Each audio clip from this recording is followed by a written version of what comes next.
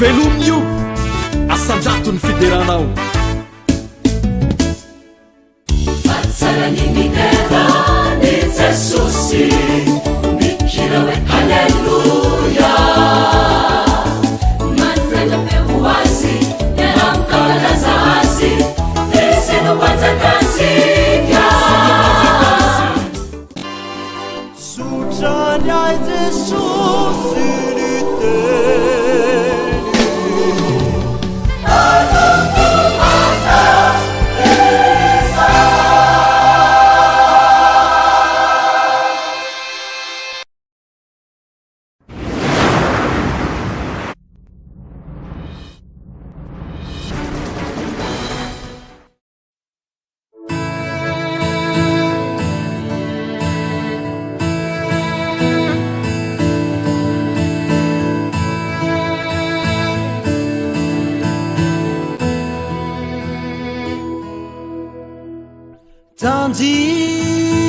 tanjimunao iradulaheha tanjimunao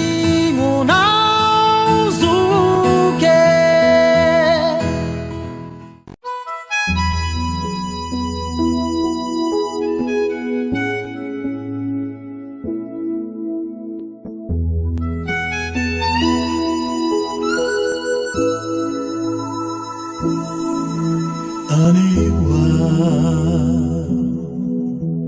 anultantina kwana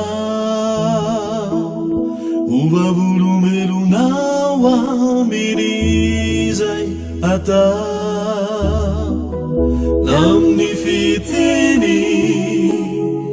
namni fitundra tena raiswa Jesusi wana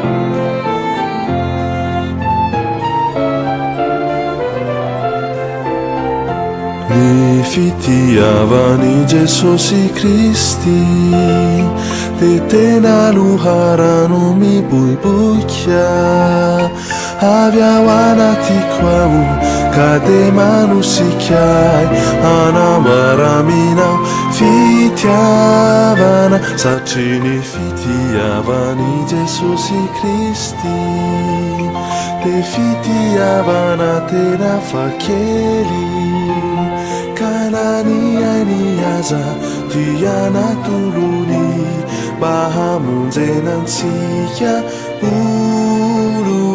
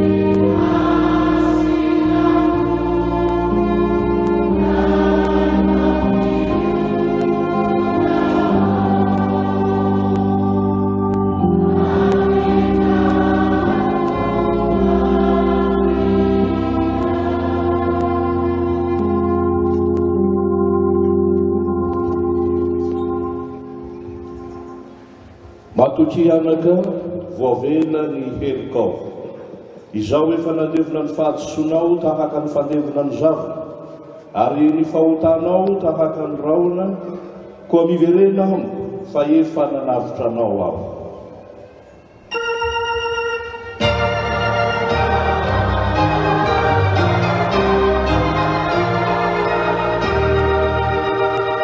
Andeny fafito hatramin'ny fahasivy fizarana faefatra fampitandremana ho fiarovana zanak'Israely amin'ny fakapanahy noho ny harena sy ny fiadana. Andeny fahafolo hatramin'ny efatra ambin'ny folo ary andeny fafito fito ambin'ny folo sy valo ambin'ny folo.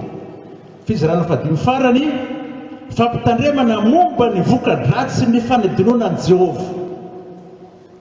Andeny fahasivy ambin'ny folo sy faharoapolo. Dia toy izao ny fandiniana tsotra sy akapobeny andreo fizarana dimy kely ireo. ny voalohany fampirisihana ny zanak'Israely ankatao tsara ny lalàn'i Jehova. Zay le hoe andeniny voalohany sy fahaenina. Ny fananany zanak'Israely lalàna ny fiazy ireo tamin'ny lafim-piainany manontolo no nahazoan'izy ireo fitoviana tamin'ny firenena rehetra nanodidina azy, firenena jentily izy zany, kanefa koa nampiavaka azy ireo tamin'ny firenena rehetra. Nampitovy zanak'Israely tamin'ny firenena rehetra nanodidina azy ireo tokoa ny lalàna, satria no io lalàna io dia afaka nijoro ho firenena nanana ny sata sy hasiny feno tahaka firenena rehetra izy ireo, fa tsy andevo toy ny tany Egypta intsony. Nampiavaka ny zanak'Israely tamin'ny firenena rehetra koa nefa ny lalàna, satria tsy mba narafitryolombelona toy ny an'ny firenena jentily izy rehetra, fa nomeny Jehovah Andriamanitra manontolo avy tany an-danitra, avy tamin'ny sitrapony masina. Fa ny tena nampiavaka azy ireo indrindra koa momba n'io lalàna io dia tsy nomeny Jehovah hifampitondrahan'izy samy zanak'Israely io, fa kosa hitondrahan'izy Jehovah azy ireo mivantana avy any an-danitra. Lalàna teokratika no ilazana izany, ary raha fitondrana teokratika izay mifanaraka aminy no nampiharin'i Jehovah ka nitantanany mivantana ny fiainany zanak'Israely. Izay mitondra io olombelona teneny eo dia solotenany ihany, tahaka ny Mosesy sy ireo mpanjaka taty aoriana. Ary hatramin'izao dia mbola raha fitondrana teokratika no nitondrana ny jiosy na ny israeliana. Tsy ino moa zany hoe lalàna teokratika avy tamin'i Jehovah mivantana izany, fa ny didy folo izay nomenao ny zanak'Israely tany an-tendrombohitra Sinay tamin'ny alalan'i Mosesy, dia ireo didy folo ireo no avy hatrany dia natao lampandrenan'ny fireneny Israely sady mamaritra ny mahafirenena masina azy. Miaraka amin'ireo ny lalàna ara-pivavahana, ka ny momba ny fisoronana izay maneho ny mahafajakam-pisorona ny Israely no fototra sady ivo irafetany. Jehovah tamin'ny zanak'Israely izany ravana. Ka izao matoa isika mana izany toetra ratsy tsy maompo izany, ianao tsy Andriamanitra, dia mazava ho azy fa manadino anak'Andriamanitra masinatsika sy ny maha-olombavao-tsika amin'i Jesosy, ary koa manadino ny maha-tempolo fanamasina atsika. Fa raha mpahatsiarovantsika mantsy ireo mahazanak'Andriamanitra, maha-olombavao amin'i Jesosy, maha-tempolo fanamasitsika ireo, ary iainantsika marina amin'ny fiainan-davanandro, dia ho afaka ho azy amin'ny fitiavana ota isika, ka iaina tokoa amin'ny fahamasinana sy ny toeam-panarak'Andriamanitra, amin'ny fahasoavan'i Jesosy sy ny fitarihan'ny fanamasina, ka tsy ho avelan'izany hanadinan'Andriamanitra na oviana na oviana amin'ny androm-piainantsika rehetra. Ao amin'ny soratra masina dia saro-piaro Andriamanitra, ka zany fahasarotam-piarony zany dia mitaky fifandraisana manokana amin'ny olona izay tiany. Saro-piaro amin'ny fifandraisana amintsika Andriamanitra, ary zany fitakiana fifandraisana manokana amin'ny olona tiana izany no lazain'ny soratra masina fa mitovy amin'ny fahasarotam-piaron'Andriamanitra. Milaza ihany koa ny soratra masina fa tsy tokony hisy ny fahasarotam-piaro amin'ny fifandraisantsika. Ahoana moa zany? Andriamanitra saro-piaro, kanefa isika tsy avelany ho saro-piaro. Ny marina dia izao, matoa misy ny fahasarotam-piaro eo amin'ny olona iray, dia misy ny fifandrafiana. Ny tsirairay dia mety ho lasaka amin'ny faniriana ny tsy azy, ary zany faniriana ny tsy azy zany dia manimba ny hafa. Amin'izany tranga izany ny fahasarotam-piaro dia manondro fitiavan-tena mikasaka ny tombontsoany manokana sy izay androson'ny tenany ihany. Ny olona saro-piaro matetika dia te ho eo afovoany mandrakariva, ka izy ihany no ho hita hahatanteraka ny sitrapony. Mety tsy fifandraisana amin'ny olona ihany no mahasarym-piaro, fa mety ny fananana sy ny sisa sy ny sisa, ny asa aman-draharaha dia mety mahasarym-piaro avokoa zany. Kanefa raha ny tenanao no ataonao eo afovoany amin'izany fahasarotam-piaro zany, dia latsaka ao anatin'ny ota sy ny fahotana ianao ka mila fibebahana. Fahasoavana sy fitahiana inona no raisitsika eto. Hoy Isaia 7:7-10, ary ny voninahitro tsy omeko ny hafa. Ny vavaka tokony ataontsika dia manaraka izay nataon'ny mpanao salama ka manetry tena manao hoe vonjeo izahay, ry Andriamanitra ny famonjenanay eo no ny voninahitro ny anaranao. Vonjeo izahay ary afao izahay ka mamelà ny elokay noho ny anaranao. Ho Jehova ao amin'ny Ezekiela 2:4-4, kanefa ny asa noho ny amin'ny anarako ao mba tsy andotona izany eo imason'ny Jentilisa izay nahita ny nitondrako azy nivoaka avy tany Egypta. Zany teny zany dia mampatsiahy ny fitiavan'Andriamanitra antsika, fa na dia mena tahaka ny zaka aza ny fahotansika, dia fotsiny tahaka ny oram-panary, ary tandrovony ny anaran'ny masina eo amin'ny fiainantsika. Fa raha nandoto izany ny zanak'Israely tany teo mason'ny Jentilisa dia nentiny nivoaka avy tany Egypta ihany. Tia antsika Andriamanitra ka te hanafaka antsika hiala amin'ny lota sy ny fahotana. Ny fahasarotam-piaron'Andriamanitra dia aleony ny fanoloran-tenany ho antsika. Saro-piaro izy, tsy mihatsara velatsy izy.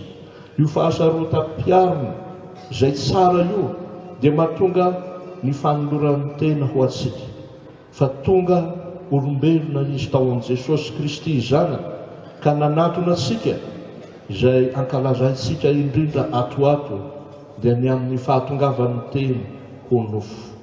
Fa ny teny dia tonga ho nofo ka nonona teo aminy, hoy Jaona apôstôly, eto sy mandrakizay, ka mba ahatonga antsika ho tia azy amin'ny fotsika rehetra sy ny fanahintsika rehetra, ny saitsika rehetra ary ny tenantsika rehetra.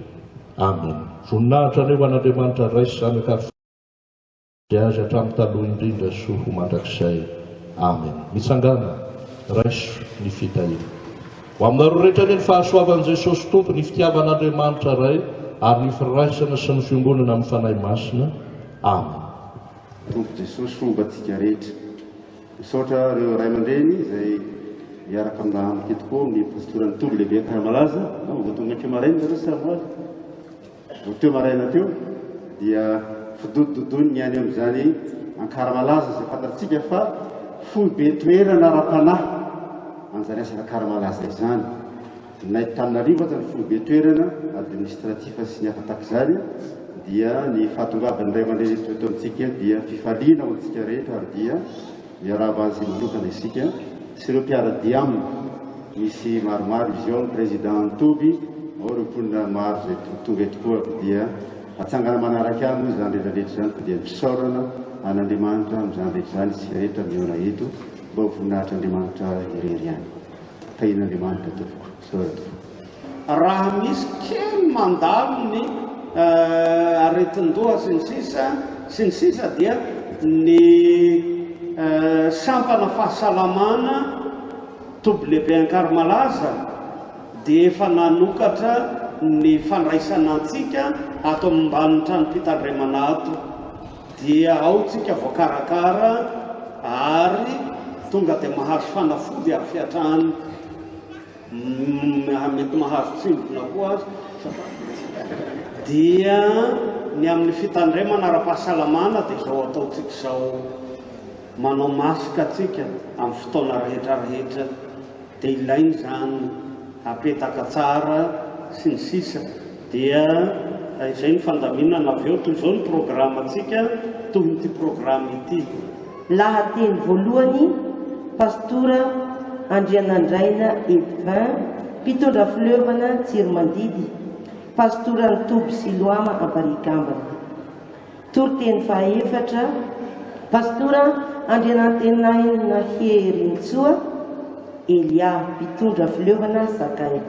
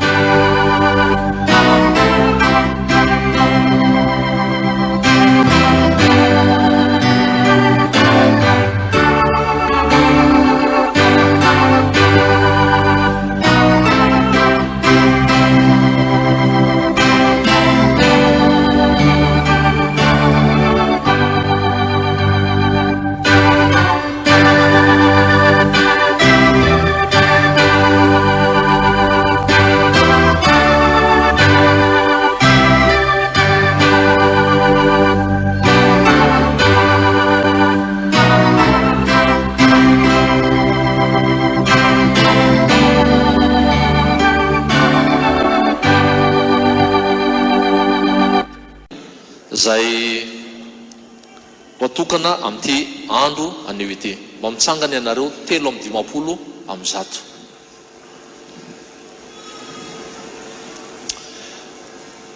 Dia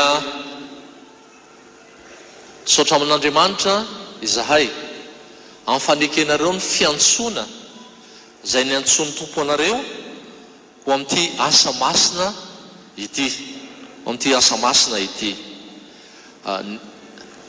Ity tsy asa tsotra fa ady amin'ny devoly sy ny asany rehetra ary ny fomba ny rehetra. Ity asa ataontsika ity dia angatahanay mba ho tafian'Andriamanitra hery ianareo amin'izao firosoana lalina kokoa izao amin'ny fanoloran-tena ho an'ny tompo, indrindra fanaovana ny asa fanompoana. Dia ny teny atolotray ho anareo dia ao amin'ny Tesaloniana voalohany 5:5,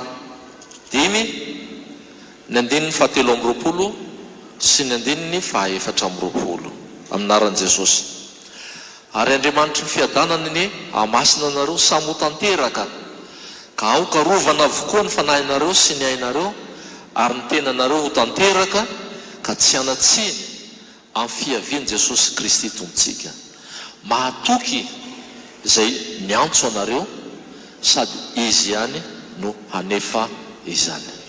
Dia mirary soa anareo amin'izao fanoloran-tenanareo izao.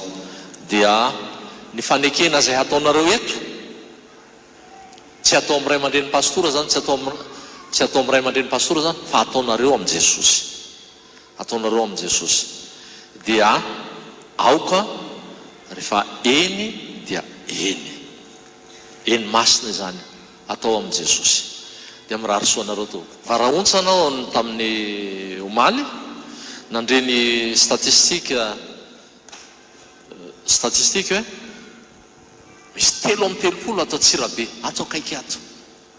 Ny any Morondava efa talolohan'izany.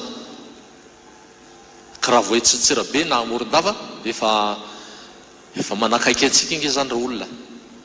Noho zany manaova vaksiny. Zay aza mihaino zany tsaon'olona rehetrarehetra io tsika. Dokotera ihany antanina. Ahoana tokony ataonay? Isy fanaova vaksiny manokana ao amin'ny FLM Ambatovinaky amin'ny Asabotsy zao. Afaka manatinao tsika. Any amin'ny CSB2 misy fanaovana vaksiny. Dia tsy mitsahatra zay manentana. Ho fahasalamanao atsika zany manaova vaksiny. Nataoko aloha dia nanotaniko ny dokotera hoe mety ve zany nataoko zay sa tsy mety. Nataoko rehefa alohan'ny nanao vaksiny aho dia nina paracetamol aloha. Alohan'ny naovana vaksiny aho dia nanao paracetamol. Nina Afaka adiny 3 na adiny 4 na vita vaksiny aho dia nina paracetamol. dia tsy nanino fampahasahivana visivisy aloha no atao sy hitanisa e voatanisa rehetrarehetra reo fa mazary mipasoka nefa malama ihany mba hahafohifohy ny fotoana dia fampahasahivana visivisy no atao dia fanentanana andro ny fifohazana ity dia manentana antsika mampahatsiahy nefa nyteneniko maly matihanina zay milazana azy matihanina ny tonia ny fifohazana izay natolotra asika teto maly fa sy mbola manana foibe izy io dia naopana amin'ny foibe ny tanora eny asabosina amehana izy amizao mandra-pahatanteraky ny foibe izay hataon'ny fifohazana fa izao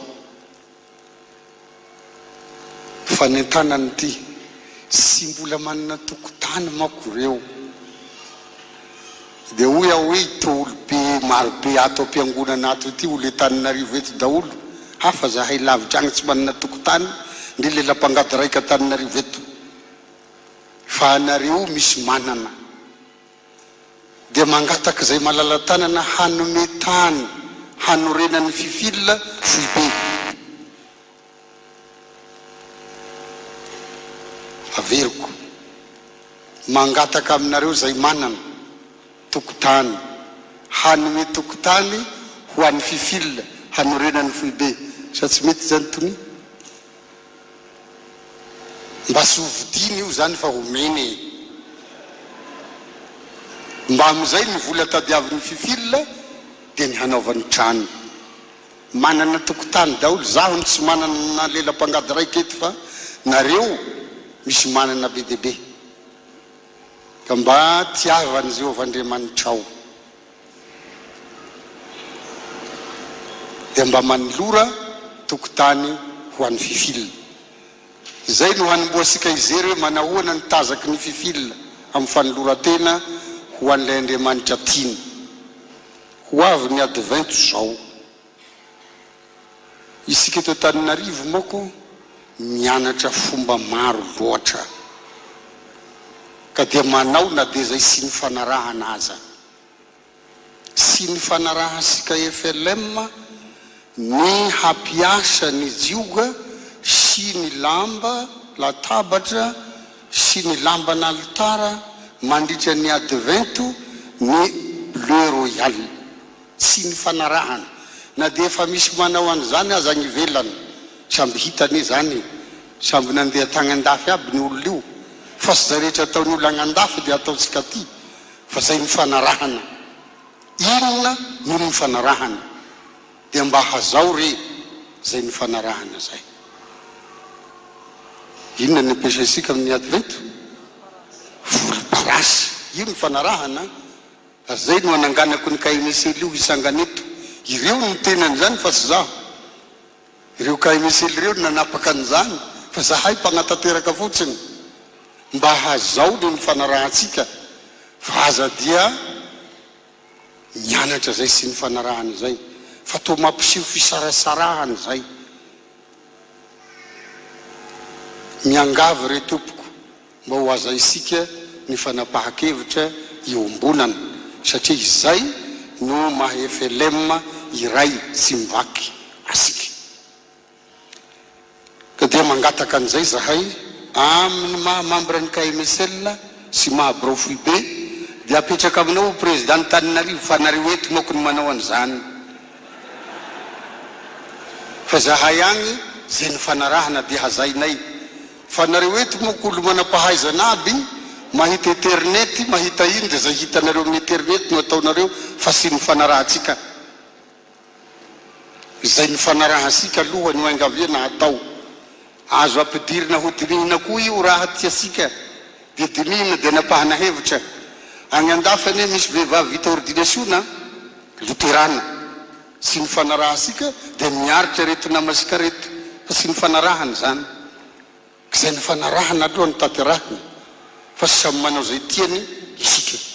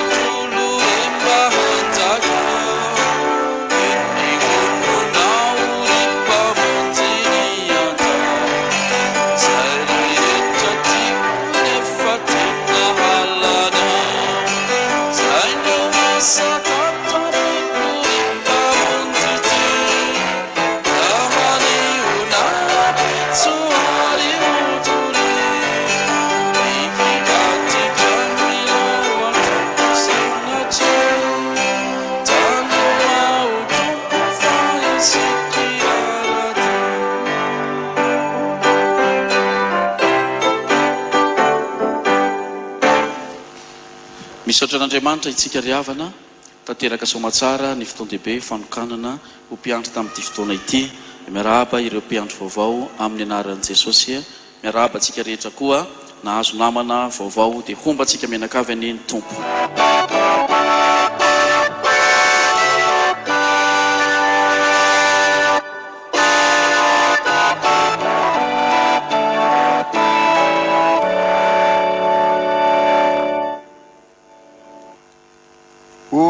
Aminareo anie ny tompo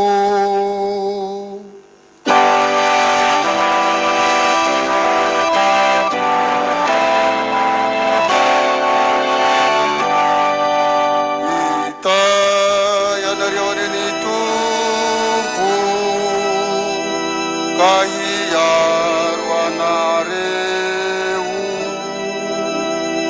ampamirapiratra ny tavany aminareo anie ny tompo ka hiantra anareo anandratra ny tavany aminareo anie ny tompo ka hanove anareo fiadanana.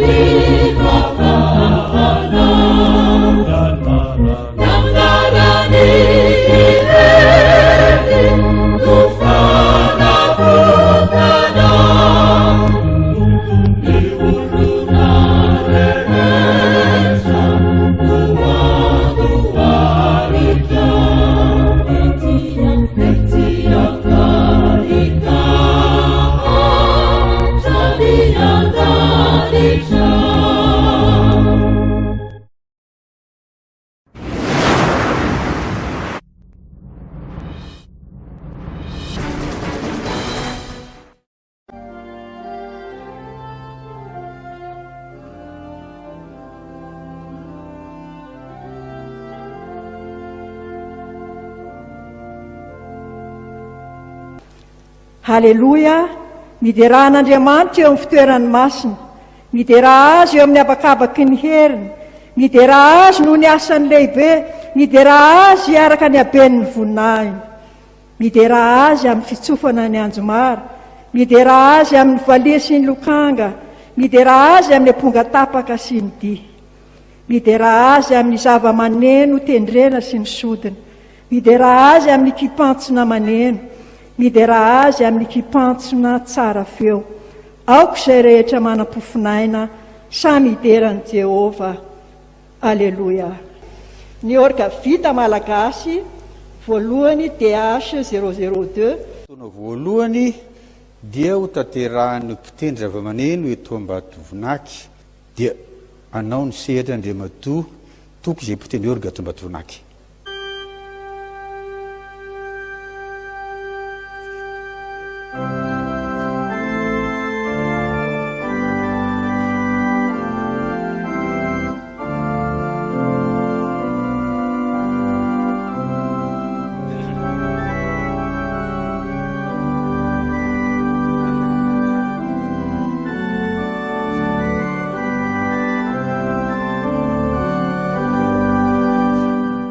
Ein feste Burg ist unser Gott.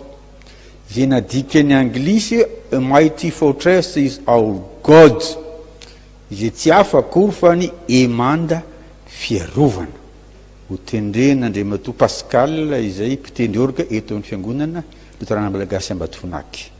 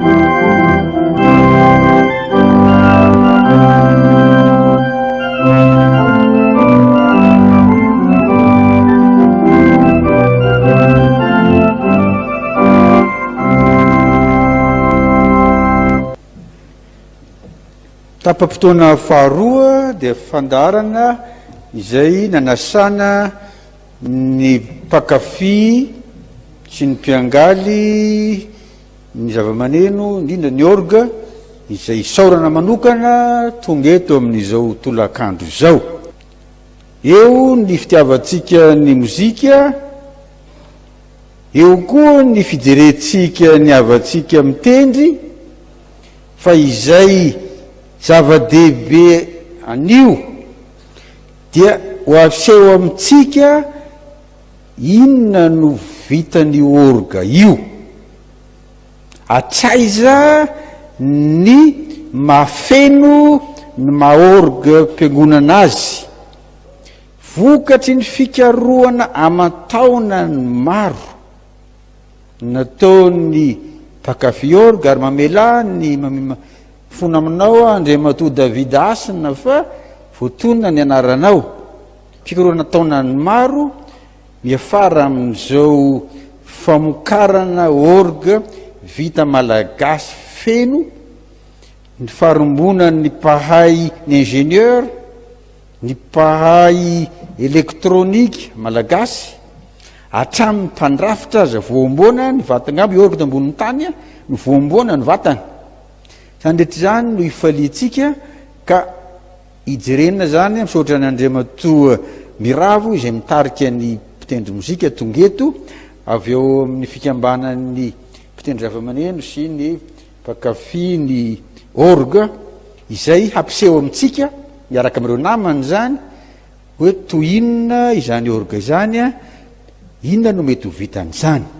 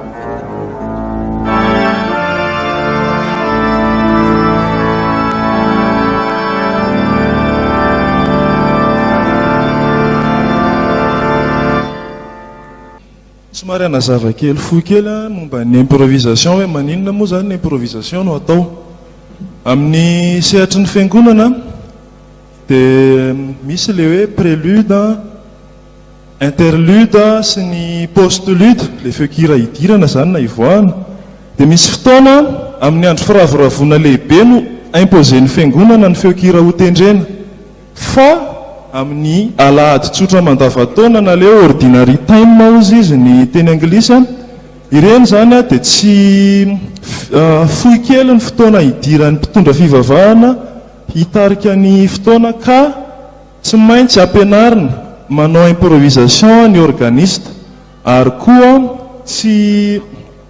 koa alohan'ny improvisation dia tsy maintsy manao formation harmonie, dia zay ny antony anaovana improvisation satria raha ohatra ka hanao morceau lava be aho zao ohatra nefa efa tapitra tafiditra daholo ny mpitarika fotoana rehetra dia tsisy dikany akory lesy fa lasa déconcentré ny olona, dia zay ny antony anaovana improvisation.